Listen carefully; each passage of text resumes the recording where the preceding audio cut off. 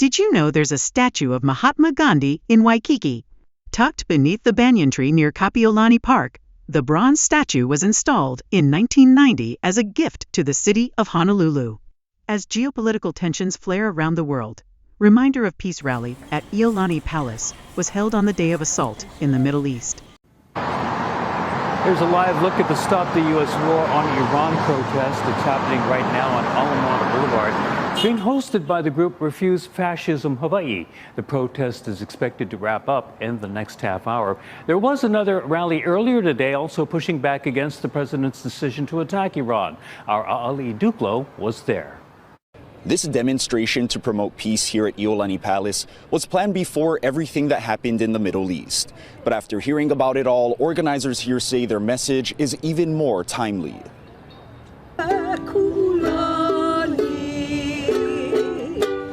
By song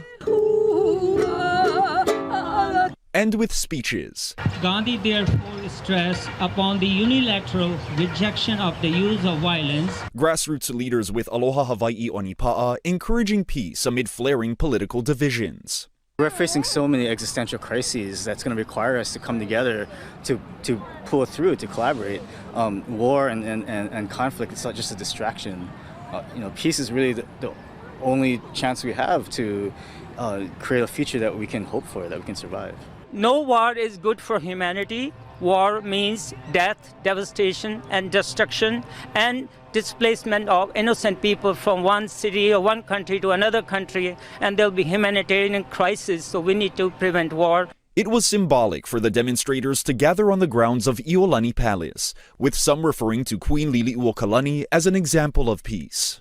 Our queen went very peacefully because she was protecting her people. This was a place of negativity as well, but you can turn it into a positive by really being a model and walking peace. Other recent rallies demanded the same, including the No Kings rally at the state capitol, where hundreds voiced criticism against the Trump administration. U.S. Representative Jill Tokuda has also been raising concerns over the president's decisions, reminding the public he cannot initiate a war without congressional approval. Venezuela was the very first one at the beginning of this year. Now we find ourselves in Iran, and he is literally threatening Cuba at this moment. Americans deserve better. If we should be engaging, we deserve a plan, we deserve an exit strategy, we deserve an end game. That is not what this administration has given us. There is also another No Kings rally planned for March 28th at the state capitol. Ali Duklo, Hawaii News Now. I'm Dr. Raj Kumar. As the founder of Gandhi International Institute for Peace here in Hawaii, I would like to share Gandhi's philosophy about peace. Once Mahatma Gandhi said, "Peace is the most powerful weapon of mankind." According to Mahatma Gandhi, human beings by nature are non-violent. Gandhi therefore stressed upon the unilateral rejection of the use of violence in any form in any human relations. To Gandhi, war was unrighteous because it contradicted the principles of Ahimsa, which means refrain from harming others in your thoughts, words, and action, and the higher law of dharma, cosmic law and moral principles. He firmly believed that violence could not be removed by violence, it could only be removed by non-violence. To attain global peace, Gandhi advised the following. Number one, peace workers in every nation should demand their government for total disarmament. Number two, the basic principles of disarmament should be respected by all countries.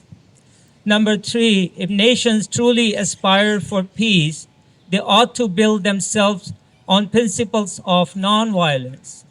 Number four, we can achieve global peace by cultivating the spirit of nonviolence and peace in the hearts of men, women, and children around the world.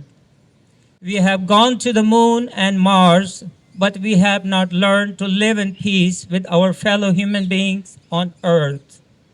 Once Mahatma Gandhi said, "You must be the change if you wish to see change in the world. When we change, the world changes." One of the best spiritual master from India, Swami Paramhansa Yogananda, he has a big ashram in California. He said, "Giving love to all, feeling the love of God, seeing His presence in everyone is the way to live in this world." Now I'm going to share a beautiful story about Mahatma Gandhi's Salt March, which was done in 1930. He galvanized and did the Satyagraha movement. Thousands and thousands of people joined him on the road against the Salt March, which was imposed by the British government. Mahatma Gandhi felt it was injustice to pass such law and impose tax on the salt, which was like 18% of the revenue of government's income. So he said that ocean does not belong to government. It's a universal property. It belongs to all human beings, to whole entire humanity. So Gandhi galvanized the people, started his Satyagraha movement, walked for 24 days in 1930, and then when he reached to the ocean and broke the law and made the salt with public, 80,000 people were arrested. Since there was no place in the jail and Gandhi's movement was strong, and the media covered the news and it went viral worldwide, other countries also condemned the putting tax on the salt. Finally, British government realized that it was injustice to humanity, so they abolished the law.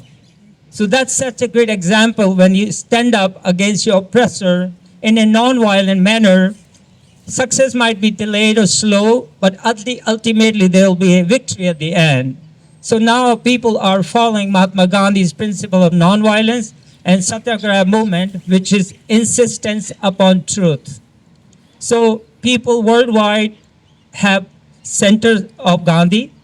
They teach Gandhi's principle of nonviolence, and people have learned how to do a peaceful protest, not breaking the law, but make the people or government aware what is justice and what is injustice, what are the good laws, what are the not good laws for the public or people of any country. Yeah.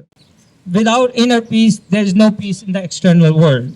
Peace begins within me, right?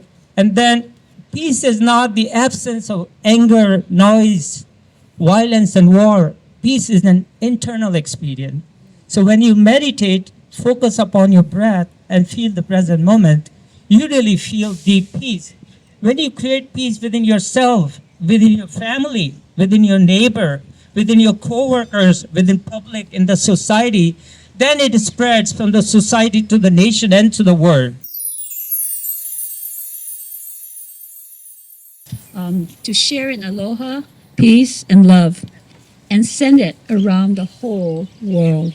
And we can intentionally spread aloha, not only to each other, but to the world. But our aloha means much more than a greeting. It was and is a way of life. It is a legacy of Hawaii and its ancestors.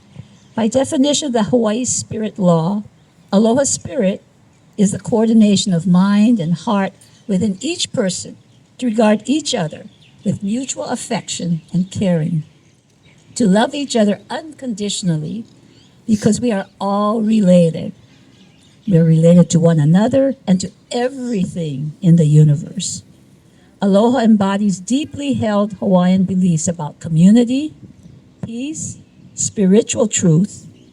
It expresses Hawaii's hopes for a harmonious future that extends to the whole world. Master Gandhi said, we must not only talk about peace, we must live it, we must be it, and we must act on it. In his words, you may never know what results come of your actions, but if you do nothing, there will be no results. Their teachings remind us to seek understanding before judgment, to choose dialogue over division, to recognize our shared humanity even when we disagree, and to care for each other, and to cultivate a peace, a practice within ourselves. It will influence the world we live in. Peace begins with you and me. Well, me first and then you. And today, we together can send a message of peace, unity, and love throughout the city, the state, the nation, and the world. Shanti, peace, namaste.